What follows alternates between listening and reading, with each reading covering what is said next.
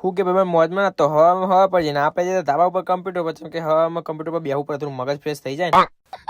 પછી નહીં થઈને બાબા જાય આપણે નીકળી જાય દુકાને જાય કે દુકાને જવું પછી ને ઘણા રહી છે અવાજ જઈએ કે નહીં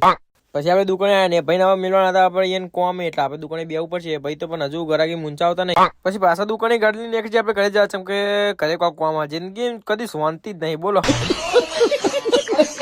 પછી ઘરે આવીને આપણે ગાડી લંગોડે ભાઈબંધને ભરી દીધો દૂધના કેડે ભરી દીધા બે ના ઠૂસી નો છે ને અંદર